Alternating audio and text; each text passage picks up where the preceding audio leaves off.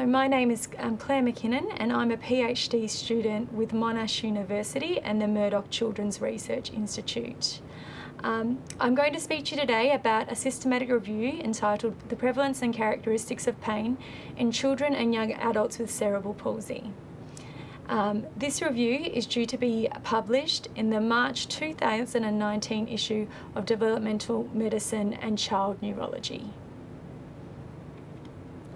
So pain is a complex sensory experience which can be described in terms of actual or potential tissue damage.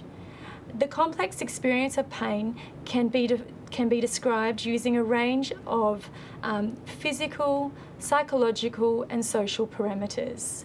These can be described within the biopsychosocial pain framework. In children with cerebral palsy, pain is under-identified, measured and treated.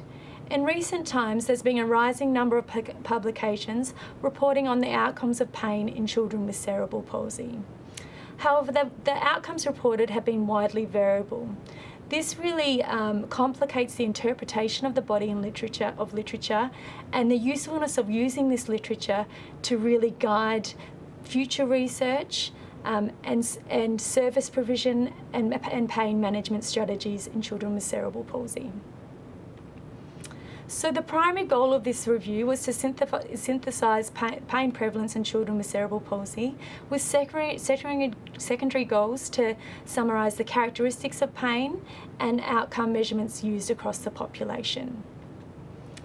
The following eligibility criteria was set. A minimum sample size of 20 participants of children aged between 2 and 25 years, an observational study reporting at least one or more outcomes of pain and published in English. 4 databases were searched, with 2 authors screening articles according to PRISMA guidelines. Detailed quality and risk of bias assessment was performed. 57 studies ended up being included in the review, which accounted for 106 publications, and these were included in a qualitative synthesis. 22 of these studies, accounting for 69 publications, were of sufficient quality to be included in a quantitative synthesis. In terms of the articles that were sourced, majority were sourced from Europe, followed by North America and then Asia. Majority of studies were cross-sectional in design, with a few longitudinal studies. They were recruited from hospital settings, followed by registers, surveillance and birth cohorts, and there was only a small number of studies, 2%, which had a low risk of bias and were deemed population studies. In terms of the outcomes that were sourced across the body of literature, majority lay within the socio-cultural and biological domains of the biopsychosocial pain framework. There are very few psychological outcomes sourced.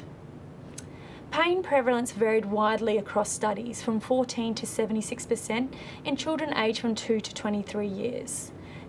The large variance between prevalence can be attributed to the use of non-population sampling, the different age ranges of participants, the different questions used to measure prevalence, and also different use of pain recall periods. 2 population studies were considered for a meta-analysis. However, these were unable to be meta-analysed due to differences in the way that they were measured and the use of recall periods. When looking at subset analysis within studies, it was found that 3 out of 4 studies reported that pain prevalence increased with age. This was demonstrated by 2 population studies, one which showed an incremental increase as children grew from 2 to 14 years, and another one which showed an increase in pain as in a longitudinal study from childhood into adolescence. There was also a trend towards pain being more prevalent in females compared to males. When looking at the gross motor function classification scale, it was found that in 2 population studies that pain was more prevalent in children who were functioning at a GMFCS level 5. There was a trend towards pain being more intense in children functioning at a GMFCS level 4 and 5 compared to lower GMFCS levels. However, the analysis of pain intensity was really complicated by variable outcome measurement and categorisation of this pain domain. When looking at sites of pain, it was found that Pain was most commonly found in the lower limbs, and this varied from 32 to 82%. When looking at other markers within the sociocultural framework, it was quite conclusive that pain has a negative influence on quality of life or health status, and this was reported in 7 out of 9 studies.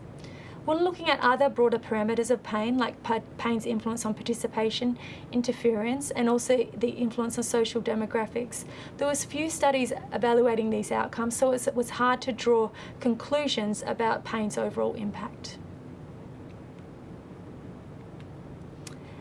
The same can be said for psychological outcomes that were evaluated within the literature.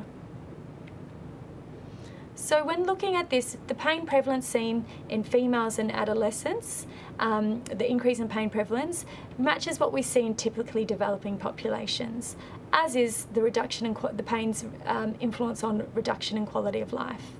However, in typically developing populations, the head is the most common site of pain.